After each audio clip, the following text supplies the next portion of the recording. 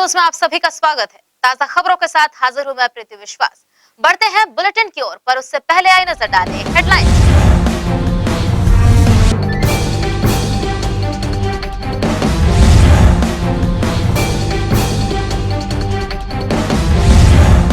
निगम भिलाई के वार्ड 3 में बने SLRM सेंटर से उठती दुर्गंध से क्षेत्रवासी परेशान। कुछ ने की सेंटर को हटाने की मांग तो कुछ घर बेचकर जाने को तैयार।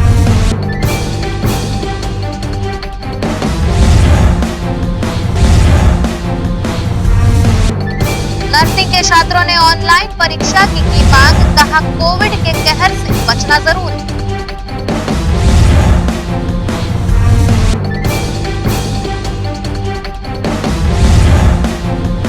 अतिरिक्त पुलिस अधीक्षक ने दी गुंडे बदमाशों को समझाइश, कहा हुड़दंग किया तो खैर नहीं।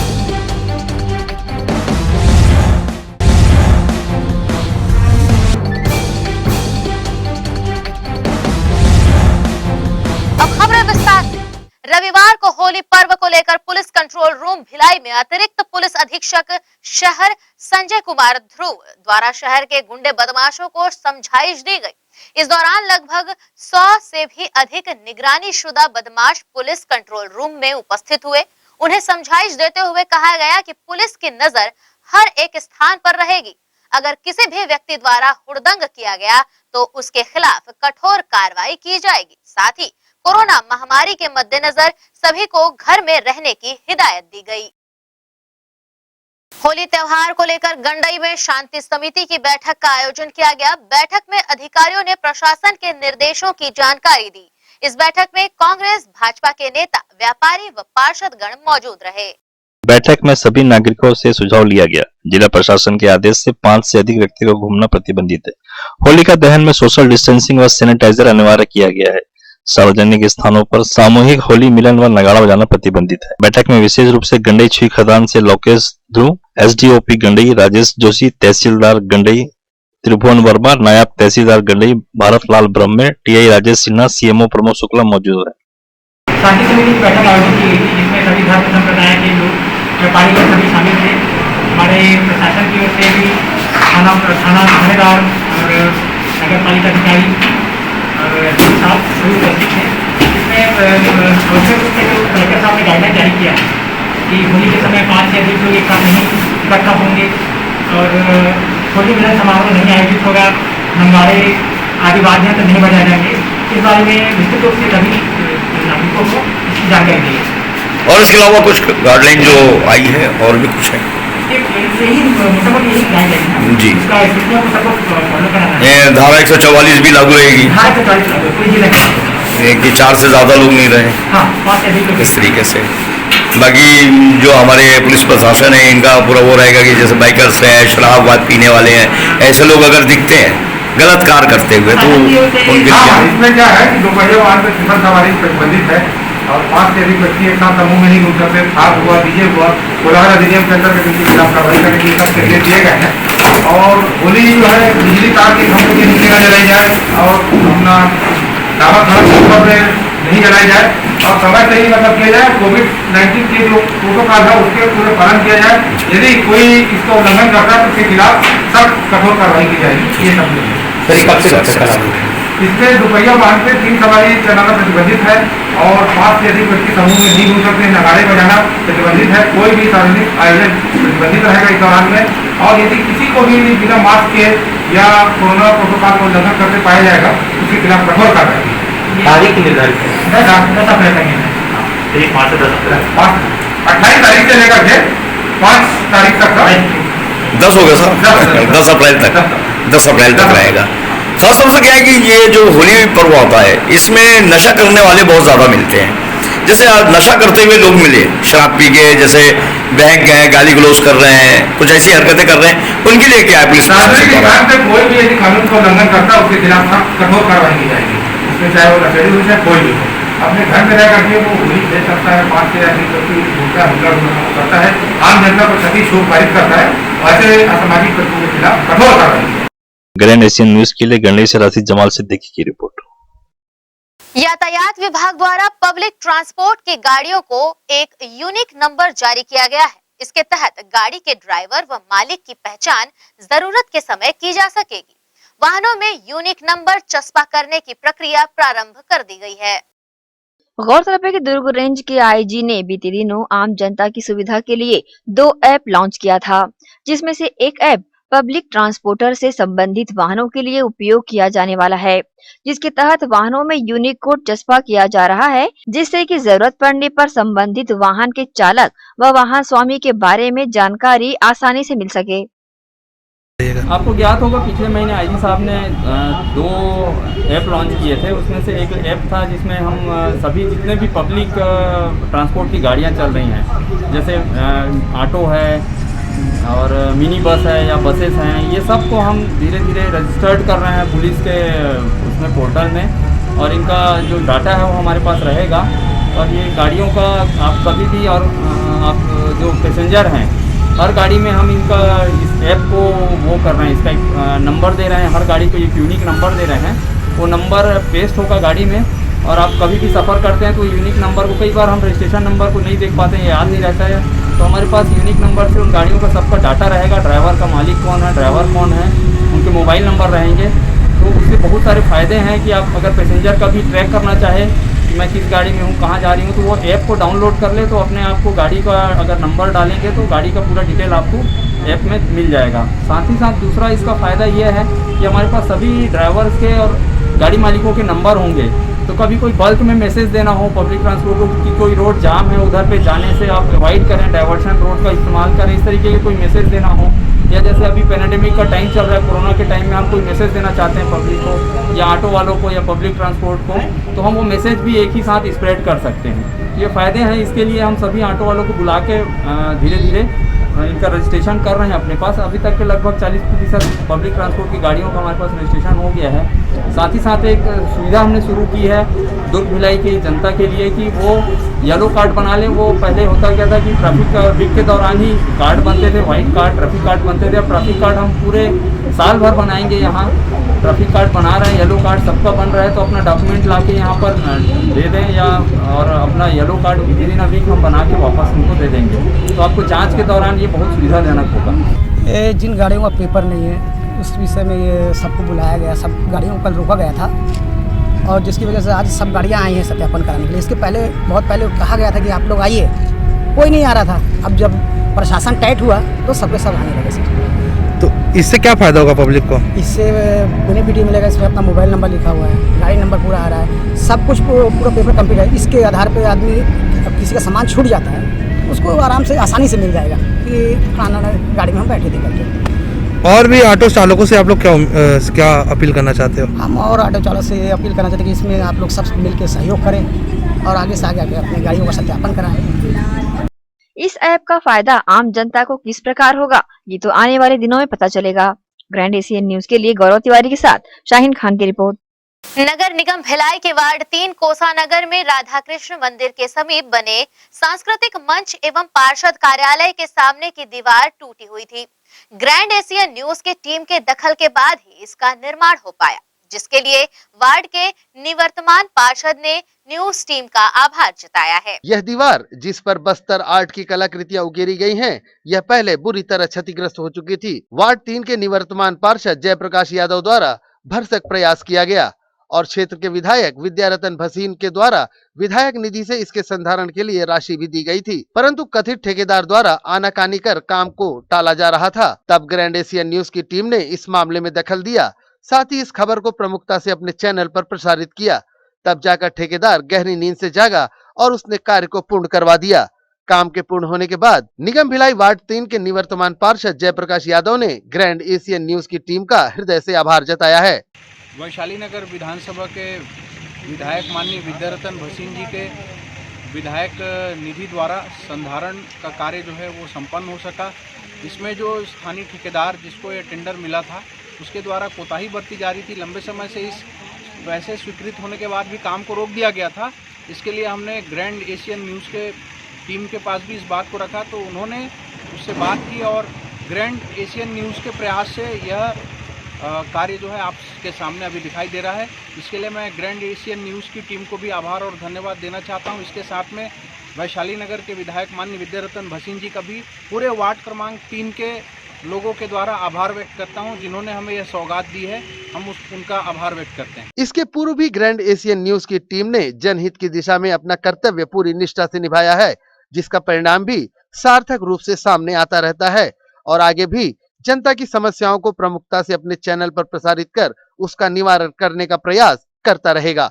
ग्रैंड एशियन न्यूज के लिए भिलाई से संतोष शर्मा की रिपोर्ट। और इसी के साथ यहाँ रुकेंगे एक छोटे से ब्रेक के लिए। ब्रेक के बाद भी खबरें जारी रहेंगी ग्रैंड एशियन न्यूज पर।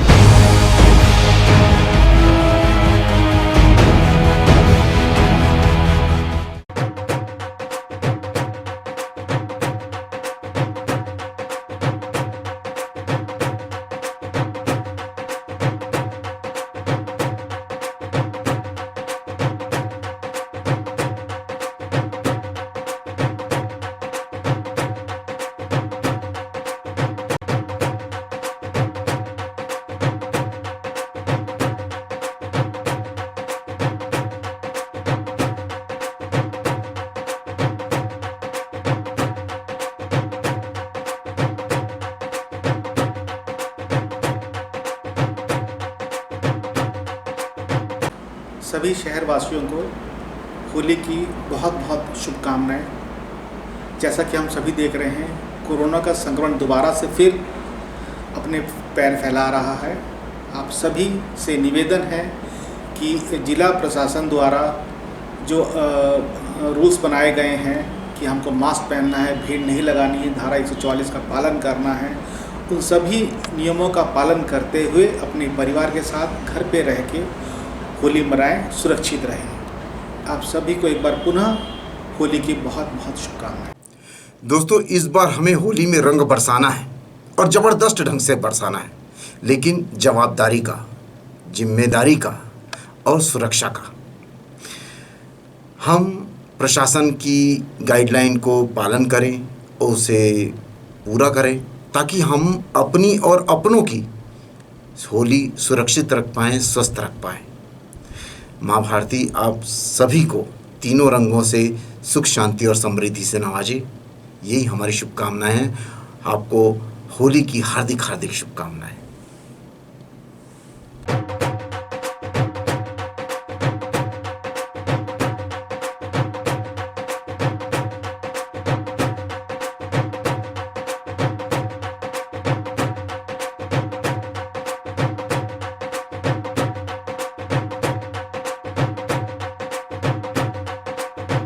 नमस्कार, आप सभी को होली की बहुत सारी शुभकामनाएं। भारत की संस्कृति में बहुत सारे त्यौहार हैं, हर्षोल्लास के साथ हम उसे मनाते हैं और आप सभी लोगों को ये होली के पर्व में बहुत सारे रंगों की मैं शुभकामनाएं देते हुए आपसे इस बात का भी आग्रह करती हूँ कि हम होली मनाएं, बहुत अच्छे से मनाएं, लेकिन अपने घर पर मनाएं। कोरोना महामारी हम सभी के बीच में इसकी दूसरी लहर बहुत चिंताजनक ढंग से आगे बढ़ रही है।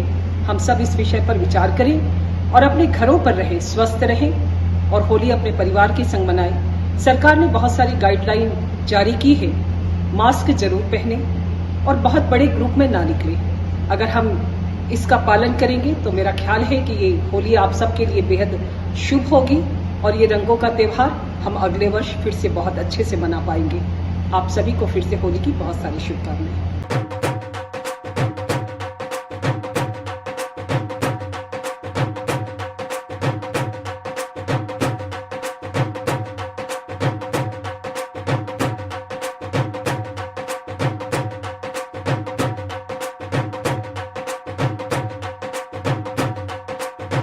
Gandhi Vidyapeeth English medium higher secondary school nursery से कक्षा 12वीं में प्रवेश प्रारंभ। हमारी ध्येय कम शुल्क में छात्रों की शिक्षा एवं विकास के लिए बेहतर सुविधाएं प्रदान करना। प्रशिक्षित एवं अनुभवी शिक्षक शिक्षिकाएं, सभी बच्चों के लिए खेल का मैदान एवं खेल सामग्री की व्यवस्था, सीसीटीवी कैमरे द्वारा निगरानी, परिवहन सुविधा, सुसज्जित विज्ञान एवं कंप्यूटर लैब, स्मार्ट क्लास, सभागार और पुस्तकालय की सुविधा। 100% परीक्षा परिणाम, श्रेष्ठ छात्र को विशेष पुरस्कार, चिकित्सकीय जांच, नर्सरी और केजी कक्षा के छात्र को चार्ट मॉडल एवं क्ले के माध्यम द्वारा शिक्षण, नवोदय एवं अन्य प्रतियोगी परीक्षाओं के लिए विशेष कोचिंग। हर वर्ष विद्यार्थियों का नवोदय में चयन, स्काउट गाइड और रेड क्रॉस सोसाइटी, विज्ञान प्रदर्शनी, आनंद मेला, वार्षिक दिवस और वार्षिक खेल दिवस का प्रतिवर्ष आयोजन, नैतिक शिक्षा के माध्यम से छात्रों की प्रतिभा का विकास। Gandhi Vidyapeeth English medium higher secondary school, Radhika Nagar, Bhilai. Rashtriya higher secondary school Sharda Para camp 2 Bhilai. प्रवेश प्रारंभ, प्रवेश प्रारंभ, प्रवेश प्रारंभ।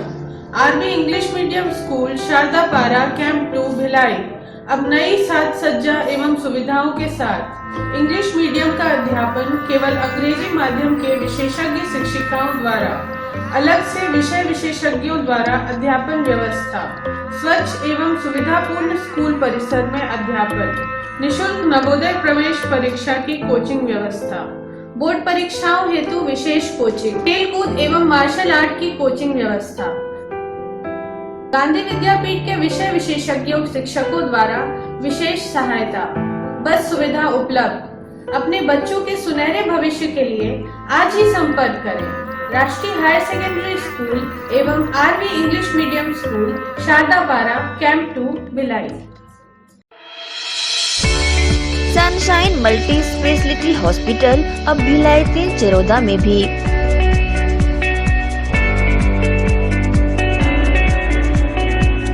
हॉस्पिटल में उपलब्ध सुविधाएं, 24 घंटे emergency ICU, NICU, PICU, ambulance सुविधा उपलब्ध, साथ ही OT, labour room, pathology, OPD, endoscopy, bronchoscopy, X ray, echo TMT, casualty, साथ ही सर्व सुविधा युक्त प्राइवेट वार्ड उपलब्ध है।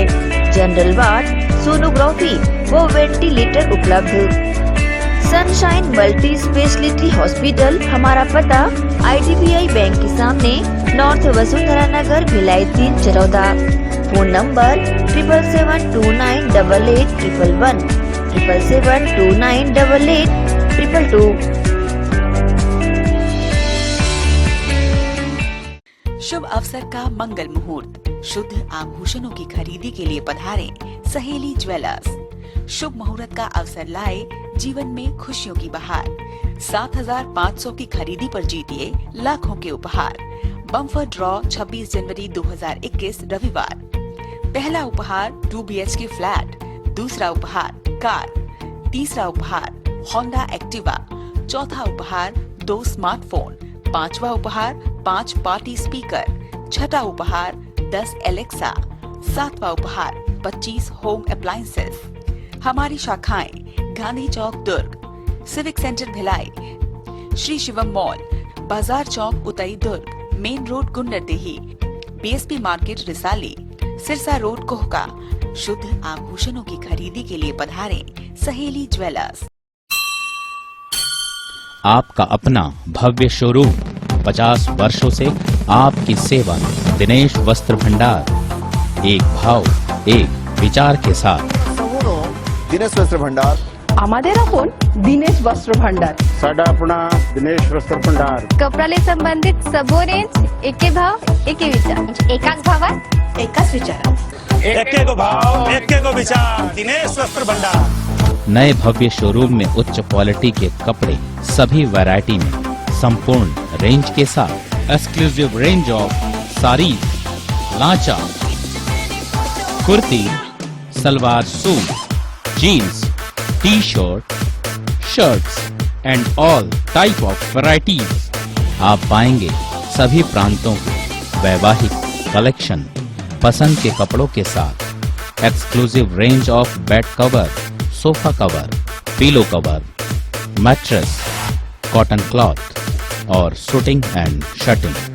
जिंदगी में आने से लेकर जाने तक का सारा सामान एक ही छत के नीचे। दिनेश वस्त्र भंडार, Jawahar market, power house, Bhilai.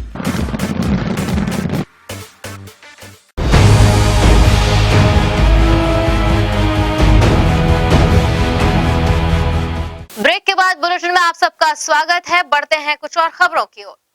पूरे छत्तीसगढ़ प्रदेश के नर्सिंग के छात्र इस वक्त परेशान हैं ऑफलाइन परीक्षा होने की खबर से और शासन प्रशासन से मांग कर रहे हैं कि कोरोना संक्रमण को देखते हुए ऑनलाइन परीक्षाएं करवाई जाएं। पंडित दीनदयाल उपाध्याय मेमोरियल आयुष यूनिवर्सिटी रायपुर से नर्सिंग की पढ़ाई करने वाले प्रदेश भर के सभी नर्सिंग के छात्र उहापोह की स्थिति में हैं, क्योंकि यूनिवर्सिटी ने फाइनल ईयर की परीक्षाओं को ऑनलाइन कराने का निर्णय लिया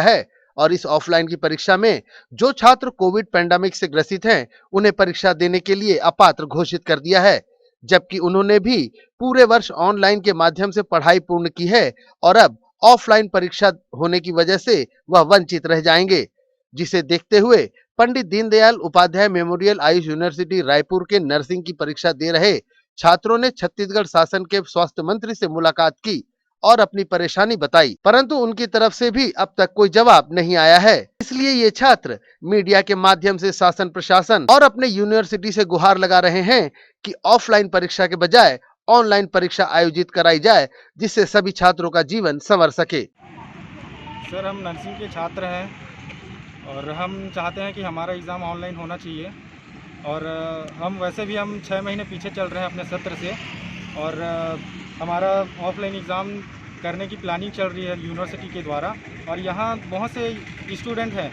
जिसको कोरोना पॉजिटिव हो चुका है ना। इसको क्या है, मैनेजमेंट द्वारा इसको दबाया जा रहा है। अगर वह एग्ज़ाम देने जाते हैं तो हमारा ही लॉस है, हमारा कोरोना का संक्रमण और भी ज़्यादा बढ़ सकता है। दूसरी बात यह है कि मैनेजमेंट द्वारा उस स्टूडेंट को एग्ज़ाम के लिए मतलब बैठने नहीं दिया जाएगा, उसको एग्ज़ाम देने का मौका नहीं दिया जाएगा। उसका कहना यह है कि हमारा अगर हमको कोरोना हो गया तो हमको भी सेफ्टी दो, हमको भी एग्ज़ाम का हक है ना, हम 6 महीने और पीछे बैक नहीं चल सकते। हमारी यूनिवर्सिटी उसने अभी तक ऐसा कुछ हम लोग के लिए किया नहीं और हम लोग अभी तक लेकिन पेशेंस के साथ हम भी धीरज धर के अपने यूनिवर्सिटी के साथ है, चलो ठीक है आप ऑफलाइन लेंगे, लेकिन अब केस वैसा नहीं है। इसलिए हम वापस प्लीड करते अपने यूनिवर्सिटी से कि उन लोग ध्यान दें इस बात को कि हम जब आप पहले बोले तो ऑफलाइन लेंगे तो हम ओके ठीक है हम करेंगे, लेकिन अब सिचुएशन ऐसा है, फर्स्ट ऑफ ऑल हमारे बहुत सारे छात्र जो हैं उन लोग ऑलरेडी संक्रमित है, कंटेमिनेटेड है कोरोना वायरस से। उसके बाद कॉलेज अथॉरिटीज़ हमको बोल दिया, मतलब मैनेजमेंट कॉलेज की अथॉरिटीज़ ने हमको कह दिया है कि इन केस अगर आप कोरोना पॉजिटिव होते हैं तो आपको एग्ज़ाम में आप एलिजिबल नहीं हो, मतलब आपको बैठने नहीं दिया जाएगा। तो ये पूरा इनह्यूमन है। पहली बात तो आप हमको आप पीछे रख रहे हो, हम अपने पूरे सत्र से पीछे चल रहे हैं। उसके बाद अगर हमको कोरोना होता है तो उसमें भी हमारा ही लॉस है कि हम एग्ज़ाम नहीं दे सकते। तो ये तो कोई बात ही नहीं, साल भर हम पूरा ऑनलाइन पढ़ाई किए हैं। तो इस बार हमारा ये गुहार है यूनिवर्सिटी से कि वो हमारे एग्ज़ाम्स को ऑनलाइन करें, ताकि हम जितने छात्र स्पेशल जो फाइनल ईयर्स के जो स्टूडेंट हैं वो उन लोग एग्ज़ाम देके अपने आगे के फ्यूचर को उन लोग कर सके, मतलब हम लोग जॉब कर सके या हम लोग सर्विस दे सके, हॉस्पिटल में जा सके। बीइंग स्टूडेंट हम लोग को कोई हॉस्पिटल भी हायर नहीं करेगा, तो हम लोग का भी पूरी तरह से अगर हम देखें तो सबसे ज़्यादा बिग लॉस में हम लोग हैं। सो दैट्स वाई हमारा गवर्नमेंट से भी ये अपील है और इसके लिए हम लोग गए थे स्वास्थ्य मंत्री के पास, हेल्थ मिनिस्टर ऑफ छत्तीसगढ़ के पास, और उन्होंने वहाँ पे भी हमको बहुत जद्दोजहद करना पड़ा उनसे मिलने के लिए। फाइनली उन्होंने अग्री किया कि हाँ वो हमें समय देंगे, उसके लिए उनका शुक्रिया कि उन्होंने हमें समय दिया। हम वहाँ गए, वहाँ पे बातचीत हुआ तो उन्होंने हमें 2 दिन का आश्वासन दिया कि वो अब कुछ इसके लिए सॉल्यूशन पे आएंगे। फ़िलहाल अभी तक तो कुछ भी सरफेस में भी नहीं है कुछ भी न्यूज़ कि क्या होने वाला है। तो इसलिए हम ये चाहते हैं, हम जितने भी यहाँ स्टूडेंट्स हैं, पूरा स्टूडेंट एसोसिएशन, कि आप लोग हमारे फ्यूचर को ध्यान पे रखिए और ज़्यादातर हमारे देश को, हमारे छत्तीसगढ़ को अभी हमारी ज़रूरत है, तो आप लोग इस बात का ध्यान रखें। जब यूनिवर्सिटी ऑफलाइन एग्जाम लेना ही चाहता है तो कोरोना से संक्रमित विद्यार्थियों के लिए अलग से व्यवस्था करानी चाहिए ताकि उनकी मेहनत खराब ना हो पाए। और एक बार इस यूनिवर्सिटी को ऑफलाइन परीक्षा लेने के फरमान पर एक बार पुनः गौर फरमाने की जरूरत है। ग्रैंड एशिया न्यूज के लिए भिलाई से संतोष शर्मा की रिपोर्ट। दुर्ग के एमसीएच मदर चाइल्ड हॉस्पिटल में लगा फायर सेफ्टी सिस्टम पर 65 लाख खर्च करने के बाद भी यह मात्र शोपीस बनकर रह गया है। वर्ष 2013 में हॉस्पिटल को टेंडर हुआ था जो आज तक काम कंप्लीट नहीं कर पाया है, जिस पर आम आदमी पार्टी ने शिकायत दर्ज की है। आम आदमी पार्टी के दुर्ग विधानसभा के सचिव सोनू यादव ओमकार ताम्रकर के नेतृत्व में सदस्य जिला अस्पताल के सिविल सर्जन तथा Chhattisgarh medical health service limited विभाग को जिला अस्पताल के पीछे बने मातृ शिशु अस्पताल के संबंध में शिकायत करने पहुंचे। शिकायत में ओमकार ताम्रकर ने बताया कि सूचना के अधिकार के तहत प्राप्त जानकारी के अनुसार वर्ष 2013 में रायपुर के गोयल एसोसिएट्स को 100 बिस्तर का अस्पताल बनाने का ठेका मिला था। ठेके की राशि 13 करोड़ 19 लाख रुपए थी। इसमें कंप्लीट अस्पताल का निर्माण होना था, जिसमें फायर सेफ्टी सिस्टम पर 65 लाख रुपए खर्च हुए, लिफ्ट आदि भी लगनी थी, लेकिन आज तक ये अस्पताल कंप्लीट होकर हैंडओवर नहीं किया गया है। ड्रेनेज सिस्टम जहां खराब है, फायर सेफ्टी सिस्टम के लिए विभाग से एनओसी नहीं ली गई। फायर सेफ्टी सिस्टम के सेंसर के कंस्ट्रक्शन के ढक्कन को बंद रखा जाता है ताकि डस्ट ना जाए, लेकिन दुर्भाग्य की बात यह है कि अस्पताल में काम चालू हो गया, लेकिन सेंसर की ढक्कन बंद है, फायर सेफ्टी सिस्टम का कनेक्शन बंद है, वायर प्लग लटक रहा है, पैनल बंद जहां पड़ा हुआ है। इसे लेकर न्यूज टीम को उन्होंने अपनी प्रतिक्रिया दी। आम आदमी पार्टी के द्वारा आज सिविल सर्जन दुर्ग को एक शिकायत की गई।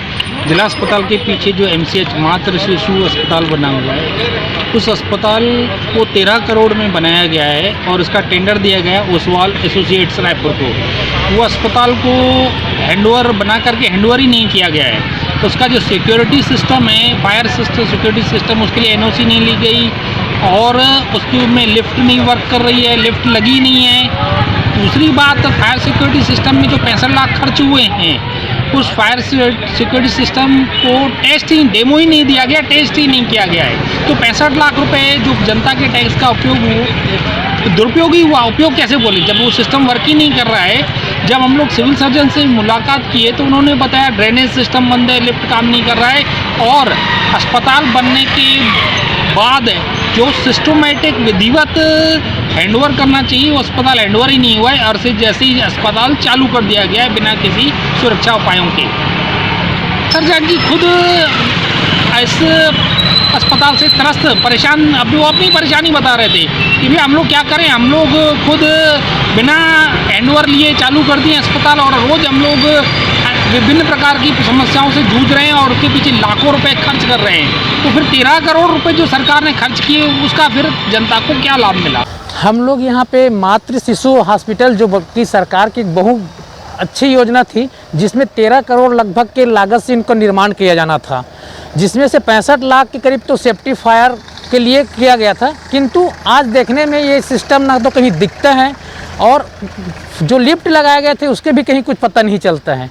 हमें ये बच्चों की सुरक्षा, मातृत्व की सुरक्षा किस प्रकार से हो रही है देखने वाले कोई नहीं है। हमारे लोगों के, आम लोगों के टैक्स से जो बना हुआ, जो खर्चों से जो पैसा बना हुआ है हॉस्पिटल, लेकिन सुविधाएं कुछ नहीं। तो आदमी क्या कर सकते हैं और देखने वाले कोई नहीं। क्या उनको पैसों की बंटरबात कैसे हुई कोई नहीं कह सकता। आज हम लोग इसी मांग को लेकर आए हैं कि जल्द से जल्द इसका निराकरण करें ताकि लोगों को इन असुविधाओं से छुटकारा मिल सके और सबकी सेफ्टी बराबर बरकरार रहे। ग्रैंड एशियन न्यूज के लिए दुर्ग से नसीम फारूकी की रिपोर्ट। वार्ड 3 में SHSDP आवास में एक लंबे समय से पेयजल की दिक्कतों का सामना करना पड़ रहा था, जिसे देखते हुए वार्ड पार्षद की पहल से अतिरिक्त नल के कनेक्शन लगवा दिए गए, जिसके बाद से पेयजल की समस्या समाप्त हो गई है। क्षेत्रवासियों ने वार्ड पार्षद का आभार जताते हुए कुछ और कार्यों की मांग की है। वार्ड 3 के निवर्तमान पार्षद जयप्रकाश यादव के प्रयासों से वार्ड वासियों द्वारा किए गए कई मांगों को पूरा भी किया गया है, जिसमें यह नल कनेक्शन भी एक है।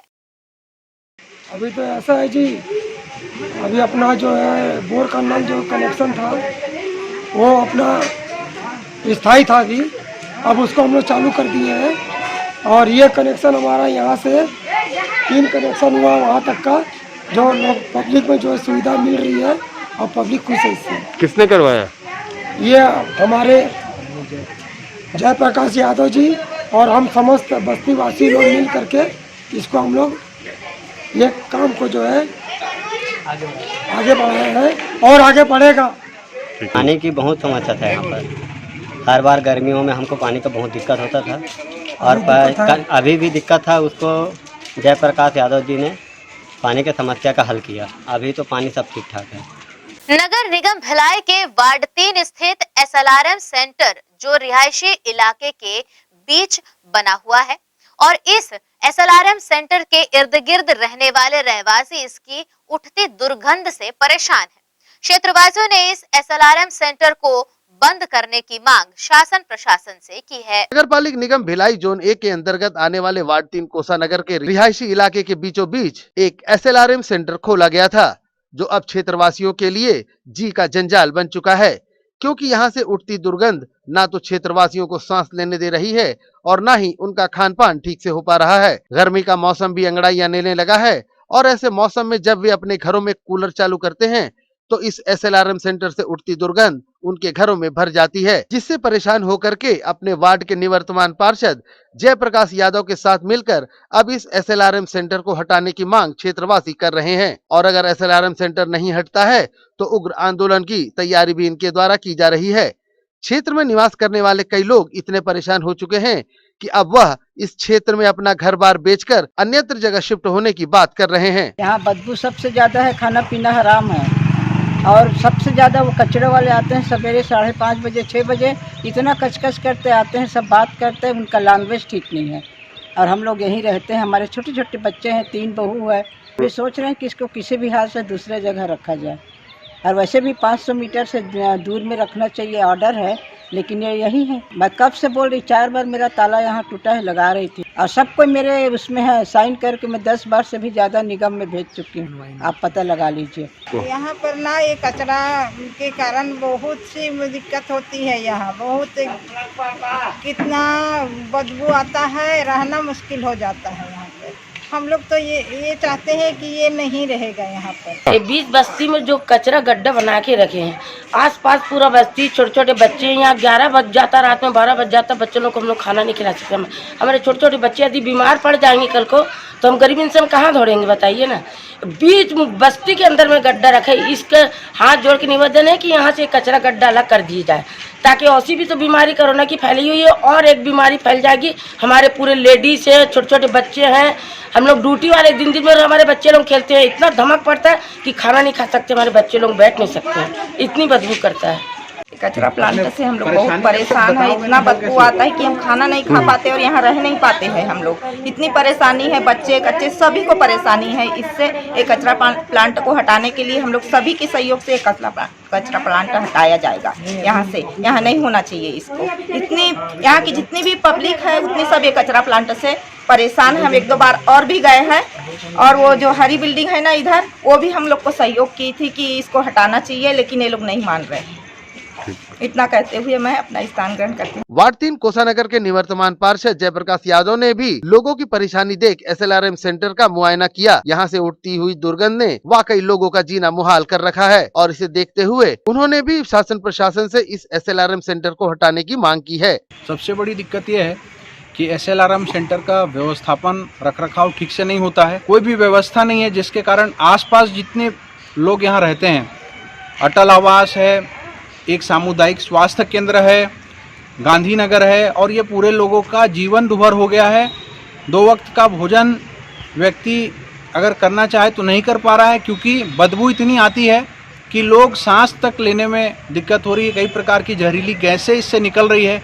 कई बार स्थानीय प्रशासन के माध्यम से हमने मांग उठाई, आवाज़ उठाई, अब तक इस समस्या का हल नहीं हो पाया है। अब जनता सड़कों पर आने को तैयार हो गई है। हम जब तक ये समस्या हल नहीं होंगे इस बात को उठाते रहेंगे।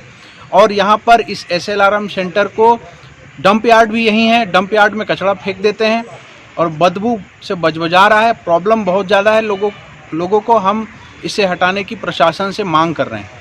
यह बात समझ से परे है कि SLRM सेंटर रिहायशी इलाके के बीचों बीच कैसे बना दिया गया, और अगर बना दिया गया तो इसके इर्द गिर्द दीवार क्यों नहीं बनाई गई। अब क्षेत्रवासियों ने इससे होने वाली दिक्कतों से परेशान होकर शासन प्रशासन से इसे हटाने की मांग करते हुए आंदोलन करने की ठान ली है। देखना होगा कि क्या प्रशासन इनकी परेशानियों को देखते हुए इस SLRM सेंटर को हटाता है अथवा यहाँ के रहवासियों को अपना घर द्वार बेचकर दूसरी जगह जाने पर मजबूर होना पड़ता है।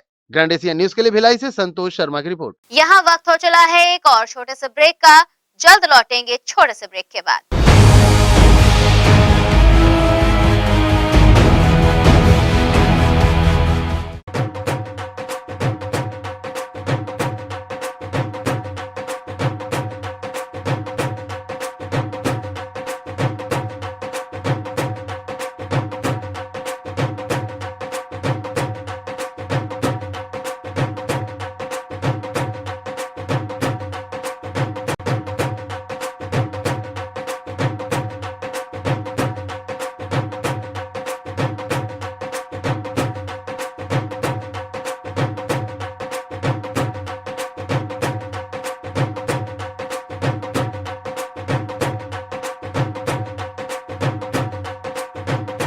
सोरियासिस रोग वात, पित्त और कफ प्रकृति पर आधारित है।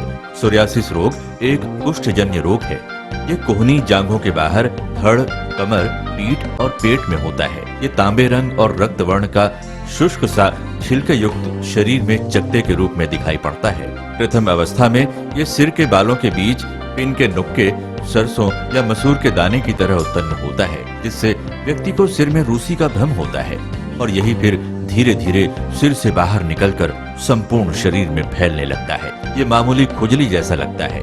ये खुजली पसीने के बहाव या आर्द्रता मिलने पर पड़ती है। चमड़ी में खिंचाव और चमचमाहट बनी रहती है। इस रोग के जख्मों पर तीव्र स्राव होने की संभावना नहीं होती। ये 100% गठिया रोग को जन्म देता है, जिससे व्यक्ति हमेशा के लिए अपंग हो जाता है।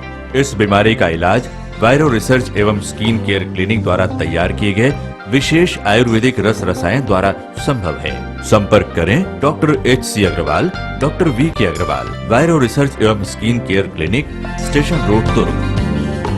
हर साल जैसे जैसे हमारे शहर का तापमान बढ़ रहा है, वैसे वैसे बिजली की आपूर्ति घट रही है।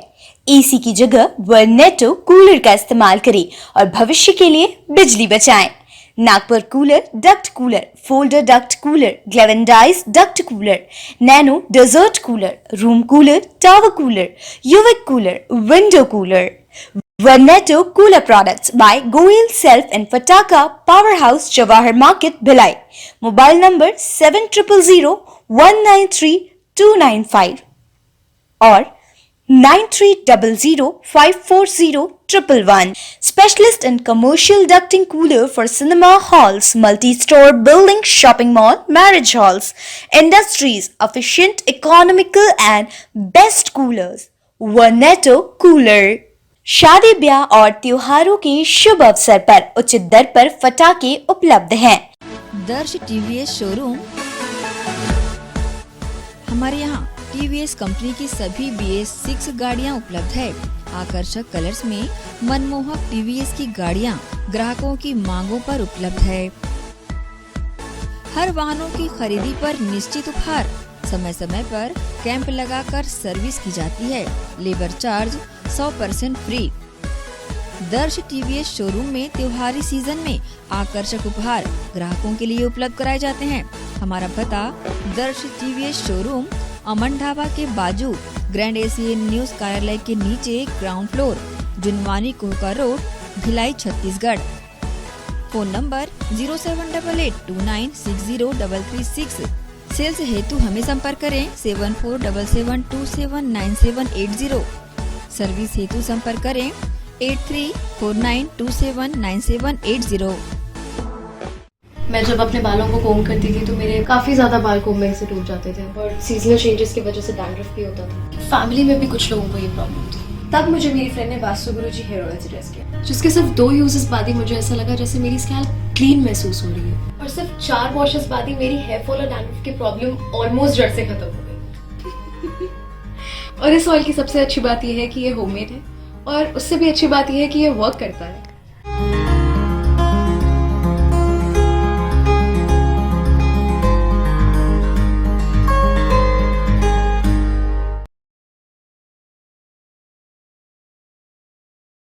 भिलाई के प्रमुख स्थल पावर हाउस में स्थित होटल शिव प्रभा इन एवं town king the family restaurant नवीन साज सज्जा एवं आधुनिक सुविधाओं से लैस। हमारी विशेषताएं: economic suite, executive suite, premium suite and presidential suite. Town king the family restaurant, लाजवाब स्वाद से भरपूर नाश्ते एवं भोजन की उत्तम व्यवस्था। Banquet hall, party hall, conference hall, free Wi-Fi internet, new elevator, travel assistance, safe deposit vault and godown, special tariff plan for corporate, marriage and other functions. Online booking facilities available. Sweet home away from home. Powerhouse railway station व bus stand से मात्र 500 metre पर स्थित hotel Shiv Prabha inn and town king the family restaurant, 46 team market, अपना KC laws के बाजू में। Power house Bhilai. Contact 9892215251 और 8966981590।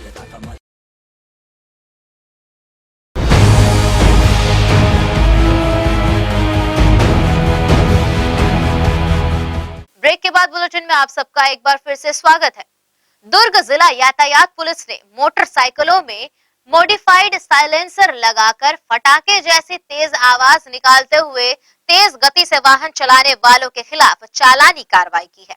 यातायात पुलिस ने पिछले 12 दिनों के भीतर ऐसे 65 वाहनों को जब्त किया है, जिनमें 42 वाहनों पर न्यायालय द्वारा नए मोटर व्हीकल एक्ट के तहत कार्रवाई कर 5,25,000 रुपए का अर्थदंड लगाया गया है। मामले की जानकारी डीएसपी ट्रैफिक गुरजीत सिंह ने दी। बुलेट के अलावा भी हम बहुत सारे बाइक्स हैं, आजकल हाई स्पीड बाइक्स आ गए हैं, जिसमें लड़के युवा लोग मॉडिफाई करा के उसके साइलेंसर में आवाज़ या पटाखे जैसी आवाज़ निकालते हुए चलाते हैं और हाई स्पीड में गाड़ियां रेस करते हुए जाते हैं। इनको पकड़ने के लिए हमने विशेष टीम बनाया हुआ है। हमारी सिविल टीम है, एसपी साहब के निर्देशन पे वो टीम गठित की गई है और वो टीम लगातार गाड़ियों को पकड़ रहे हैं और हम इस पर कार्रवाई कर रहे हैं और न्यायालय में भेज रहे हैं। पिछले इस महीने में चालू हुआ यह कार्रवाई, पूरा मार्च महीने में हमने करीबन 65 वाहनों की ऐसी कार्रवाई की है, जिसमें माननीय न्यायालय के द्वारा मिनिमम 10,000 रुपये का फाइन किया जा रहा है और अगर और ज़्यादा कोई गलती है, कोई डॉक्यूमेंट नहीं है तो फिर और फाइन बढ़ जाता है। इस तरीके से ये कार्रवाई चल रही है। तो मैं अपील करता हूँ अभिभावकों से, पेरेंट्स से मेरी अपील है कि अपने बच्चों को मॉडिफाई बाइक ना चलाने दें, अन्यथा उनको भारी जुर्माना पटाना पड़ सकता है। फोन कॉल के माध्यम से स्वयं को ईडी कमिश्नर बताते हुए राजनांदगांव के जिला शिक्षा अधिकारी से 4,50,000 रुपए की मांग किए जाने का मामला सामने आया है। इस फर्जी फोन कॉल की शिकायत जिला शिक्षा अधिकारी ने कोतवाली थाने राजनांदगांव में की है। स्वयं को प्रवर्तन निदेशालय का कमिश्नर बताते हुए फर्जी फोन कॉल के जरिए राजनांदगांव जिला शिक्षा अधिकारी HR सोम को धमकी देकर 4.5 लाख रुपए की मांग की, जिसकी रिपोर्ट जिला शिक्षा अधिकारी HR सोम ने कोतवाली थाने में दर्ज कराई है। कोतवाली थाना प्रभारी वीरेंद्र चतुर्वेदी का कहना है कि जिला शिक्षा अधिकारी द्वारा आवेदन दिया गया है, जिसमें 9 मार्च से 11 मार्च के बीच लगातार फोन आने की बात कही गई। वहीं CBI का छापा पड़ने वाला है कहकर आरोपी ने उनसे रुपए की मांग की थी। कोतवाली थाना प्रभारी ने इस मामले में जांच जारी होने की बात। राजनांदगांव के जिला शिक्षा अधिकारी श्री HR सोम के द्वारा अभी एक आवेदन पत्र प्रस्तुत किया गया था, जिसमें उनके द्वारा ये बताया गया कि 9 मार्च से लेकर 11 मार्च तक के एक नंबर से उनके पास लगातार कॉल आ रहा था, जो अपने आप को ED का अधिकारी बताकर उनसे बात कर रहा था और ये बता रहा था कि जो उन विभिन्न प्रकार की उनकी शिकायतें मिल रही हैं, उसको लेके CBI का छापा उनके ऊपर पड़ने वाला है और उस चीज़ को वो न्यूट्रलाइज कर सकता है और इस एवज में उसने पैसे की मांग की थी और उसके बाद कुछ दिन बाद वो फोन कॉल जो है वो आने बंद हो गए थे और इस तारतम्य में उनके द्वारा एक आवेदन, लिखित आवेदन प्रस्तुत किया गया, जिस पर धारा 384 का अपराध पंजीबद्ध कर विवेचना में लिया गया है और जिस नंबर से उनको ये धमकी भरा कॉल आ रहा था उसको ट्रेसिंग करने के लिए दिया गया है। उसके सारे डिटेल्स पता करके विवेचना में अग्रिम कार्रवाई की जा रही है। जिला शिक्षा अधिकारी HR सोम 9 मार्च की TL बैठक के दौरान मोबाइल में 2 मिस कॉल मिले। जब वो TL की बैठक से बाहर निकली और अपने कार्यालय पहुंची तब मिस कॉल नंबर पर उन्होंने फोन किया। मोबाइल धारक द्वारा बोला गया कि वह ED का कमिश्नर नागपुर से बोल रहा है, आपके खिलाफ बहुत सी शिकायतें मिल रही हैं, छापा मारने के लिए टीम रवाना होने वाली है, जिसे रोकना है तो 4.5 लाख रुपए किसी व्यक्ति से नागपुर भेजकर मेरा मोबाइल नंबर पर दे देना, वह नागपुर आके मुझे कॉल कर लेगा और यह बात किसी को पता नहीं चलनी चाहिए, नहीं तो आप परेशानी में पड़ सकती हैं। जिस पर जिला शिक्षा अधिकारी ने उनसे कुछ समय देने की बात कही और उसके बाद उन्होंने 11 मार्च तक कई बार फोन आया। इससे परेशान होकर जिला शिक्षा अधिकारी ने कोतवाली थाने में मामले की लिखित शिकायत की है। वहीं फोन कॉल नंबर के आधार पर पुलिस ने इस मामले की जाँच कर रही है। कांग्रेस के वरिष्ठ नेता जानिसार अख्तर ने आगामी नगर निगम चुनाव में वार्ड क्रमांक 16 से पार्षद के लिए अपनी प्रबल दावेदारी कांग्रेस के वरिष्ठ पदाधिकारियों के समक्ष पेश की है। उन्होंने पार्षद पद पर अपनी दावेदारी को पुख्ता करते हुए कहा कि उन्होंने पूर्व में छत्तीसगढ़ स्वाभिमान पार्टी से पार्षद चुनाव जीता था और सभापति बनाने में कांग्रेस को समर्थन किया था। उसके बाद से ही वे कांग्रेस पार्टी के लिए कार्य कर रहे हैं। वार्ड 16 से अपनी दावेदारी करते हुए ग्रैंड एशियन न्यूज से चर्चा की गई। आइए देखते हैं बातचीत के खास अंश। नमस्कार दर्शकों, ग्रैंड एशियन न्यूज की इस खास पेशकश एक मुलाकात में आप सभी का स्वागत है। एक मुलाकात कार्यक्रम के तहत हम आप सबको शहर के प्रतिष्ठित चेहरों से रूबरू कराएंगे और इस वक्त हमारे पास स्टूडियो में हमारे साथ मौजूद हैं जानिसार अख्तर जी, जिन्होंने कांग्रेस में रहकर के एक लंबी सेवाएं पार्टी के लिए दी है और उसकी रीति नीति से प्रभावित होकर काफी लंबे समय तक अपने कार्यों को अंजाम भी दिया है। तो सबसे पहले सर हम आप सभी का आपका स्वागत करते हैं और इस एक मुलाकात कार्यक्रम में आपसे कुछ चंद सवालात हम ऐसे करेंगे जो राजनीति पृष्ठभूमि से भी जुड़े हैं और अदर से भी और उससे भी जुड़े हुए हैं।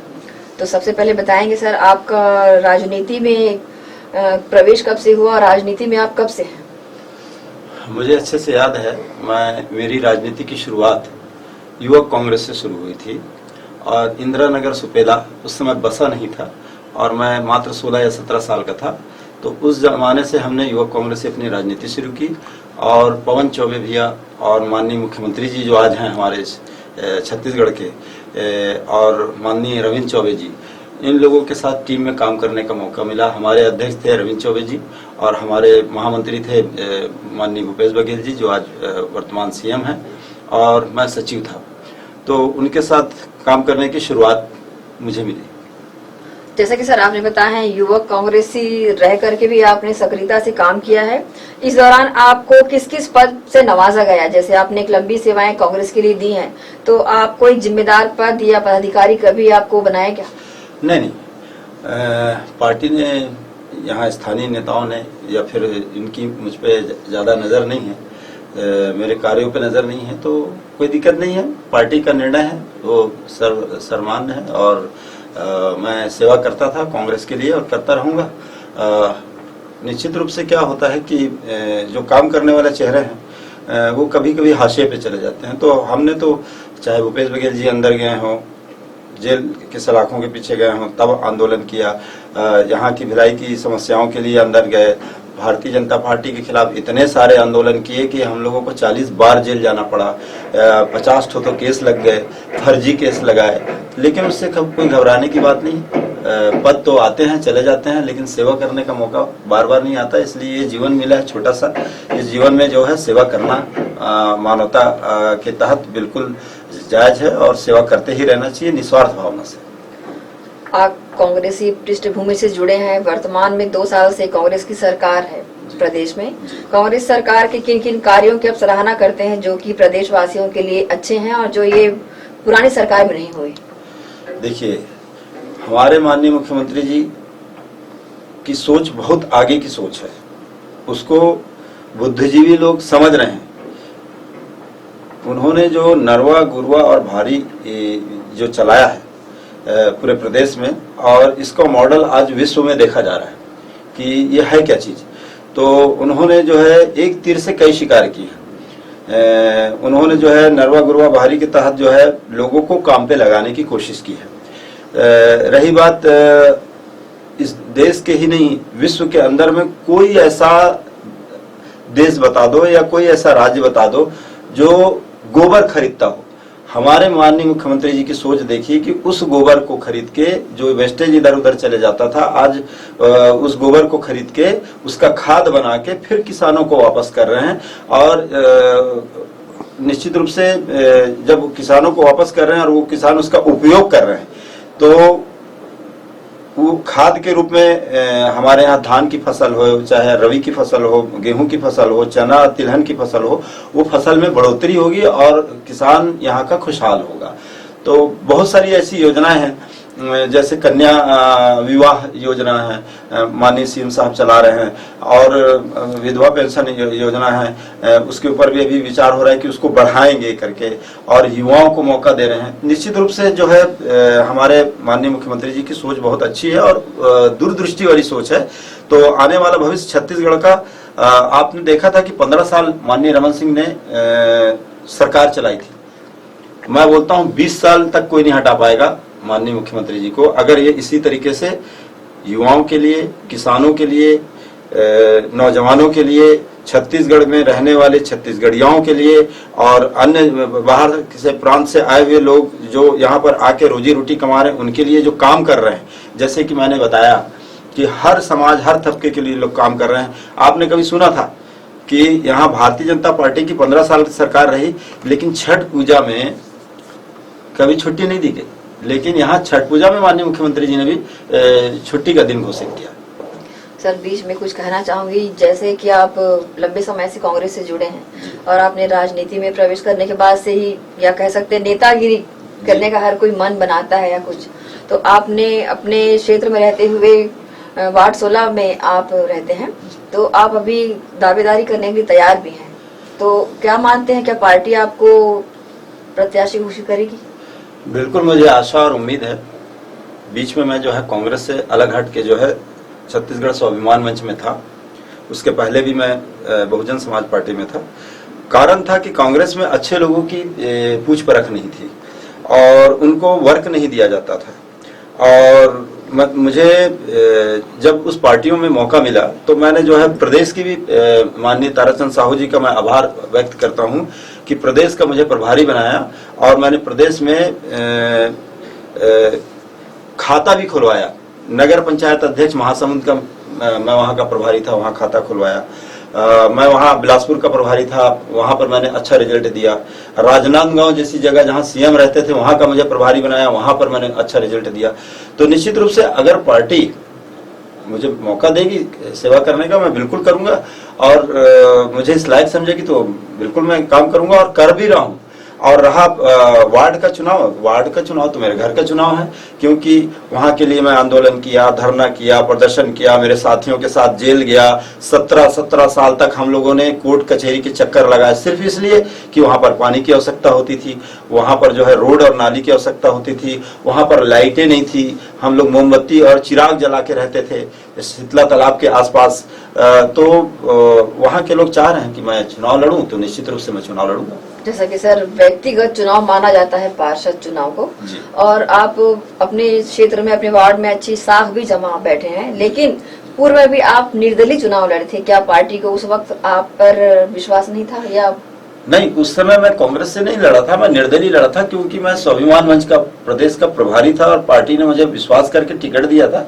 मैं निश्चित रूप से उनकी आशाओं पे खरा उतरा और अच्छे वोटों से चुनाव जीता। बस इतना चाहूंगा कि इस बार भी कांग्रेस मुझे मौका दे, ये सीट को कांग्रेस की झोली में मैं डालूंगा, माननीय मुख्यमंत्री जी और गृह मंत्री जी की झोली में डालूंगा। नगरीय निकाय चुनाव में क्या मानते हैं, सरकार किसकी बन सकती है निगम में और कितने पार्षद जीत कर आ सकते? देखिए 70 वार्ड हैं, 70 वार्ड पहले भी थे, तो 70 में से 9 रिसाली में चले गए। अब वार्ड छोटे छोटे हो गए हैं, तो निश्चित रूप से कांग्रेस को इसका लाभ होगा। और कांग्रेस को इसका लाभ इसलिए होगा कि अभी छत्तीसगढ़ में कांग्रेस की सरकार है, हमारे मुख्यमंत्री जी बहुत अच्छा काम भी कर रहे हैं, हमारे जितना मंत्रिमंडल है वो बहुत अच्छा काम कर रहे हैं। और मुद्दा सिर्फ यही है कि मेरा चुनाव लड़ने का जो शीतला तालाब है, शीतला तालाब एक ऐसा तालाब है जो कम से कम 4-5 वार्डों को प्रभावित करता है, और वहां पर जो है हर जाति और धर्म के लोग मुंडन कराने से लेके छठ पूजा से लेके जो है सारे कार्यक्रम वहीं करते हैं। अब वो तालाब पिछले 3 साल से सूखा हुआ है और उसका मुरुम तो निकाल दिए, लेकिन उसका न सौंदर्यीकरण हुआ, ना उसका अच्छे से साफ सफाई हुई, ना उसके ऊपर जो अपन ने प्रपोजल बना के रखा था वो उसके ऊपर कार्रवाई हुई। लेकिन अब जनता ये देख रही है कि जानिसार ने पिछले बार, जबकि भारतीय जनता पार्टी की सरकार थी, उसके बाद भी करोड़ों का काम करवाया था। तो निश्चित रूप से आज कांग्रेस की सरकार है, पैसा लाना हम जानते हैं, मंत्रियों से पैसा ले आएंगे और हमारे महापौर से पैसा ले आएंगे, और इस तालाब का, शीतला तालाब का हम इतना अच्छा विकास कराएंगे कि जैसे रायपुर के तालाब का माननीय सीएम जी ने उद्घाटन किया, जो लोग देखने के लिए बूढ़ा तालाब को दूर दूर से जा रहे हैं, उसी तरीके से जो है शीतला तालाब को देखने के लिए 70 वार्ड के लोग आके देखेंगे कि किस तरीके का तालाब बना है। तो क्या आप मानते हैं पार्टी आप पर विश्वास करके आपको टिकट देगी? बिल्कुल देगी, मुझे विश्वास है। अगर आप जीत कर भी आते हैं मान लो, तो वार्ड वासियों के लिए ऐसी क्या सौगातें लाएंगे जो अभी तक आपने नहीं लाया, क्योंकि आप पार्षद पहले भी रह चुके हैं? जी, पहले मैं पार्षद कोटे में जो है ये मिलता था, राशन कार्ड बनाने का कोटा हर पार्षदों को मेरे वार्ड में भी मैंने पार्षद था तो घर में शिविर लगा के उनको बुला के बैठा के गरीबों को देख के चुन के, एक भी बिल्डिंग वालों को नहीं, जो बड़ी बड़ी बिल्डिंग हैं जो सरकारी पोस्टों पे हैं उनके मैंने राशन कार्ड नहीं बनाया, उन्हें मैंने साफ मना कर दिया। लेकिन जिन गरीबों के बनाया किसी से 1 रुपया नहीं लिया। और आज भी जब मैं जा रहा हूँ उनके सामने में, मैं उनसे पूछता हूँ दाई मैं तो राशन कार्ड बनाए रहे हूँ का? हाव हाव तय बना है तो कतक पैसा ले लो? नहीं दादा पैसा नहीं ले। तो इस तरीके से जो है लोगों के दिलों में मैं राज कर रहा हूँ। निश्चित रूप से ये चुनाव मैं जीत कर जो है कांग्रेस की झोली में डालूंगा। ग्रैंड एशियन न्यूज के माध्यम से अपने वार्ड वासियों से कुछ कहना चाहेंगे? मैं वार्ड वासियों से ही नहीं, मैं पूरे भिलाई वासियों से कहना चाहूंगा, मतदाताओं से, कि आप कांग्रेस की सरकार बनाइए। निश्चित रूप से कांग्रेस का यहाँ महापौर रहेगा निश्चित, क्योंकि ये जिला मुख्यमंत्री जी का जिला है, ये जिला गृह मंत्री जी का जिला है, ये जिला और भी मंत्रियों का जिला है, माननीय रुद्र गुरु जी का जिला है, तो बहुत सारे मंत्रियों का जिला है। इस जिले में अगर आप सरकार बनाते हैं कांग्रेस की रिसाली और भिलाई नगर निगम में, तो निश्चित रूप से यहाँ पर सौगातों की बौछार होगी और दिल खोल के माननीय मुख्यमंत्री जी नगरीय निकाय को पैसा देंगे, जिससे यहाँ क्षेत्र के पार्षद और यहाँ के महापौर विकास करेंगे। आखिरी में एक सवाल जी, मान लो जी पार्टी आप पर विश्वास नहीं करती और आपको टिकट नहीं देती जी, ऐसी स्थिति में आप क्या करेंगे? ऐसा नहीं हो सकता, मुझे विश्वास है मुझे टिकट मिलेगी, क्योंकि मैं पिछले 20 साल से 30 साल से जो है उस क्षेत्र में काम कर रहा हूं और निश्चित रूप से मुझे टिकट मिलेगी। और मुझे आशा और उम्मीद है अपने मंत्रियों पे, अपने विधायकों पे, अपने सांसदों पे, पूर्व विधायकों पे।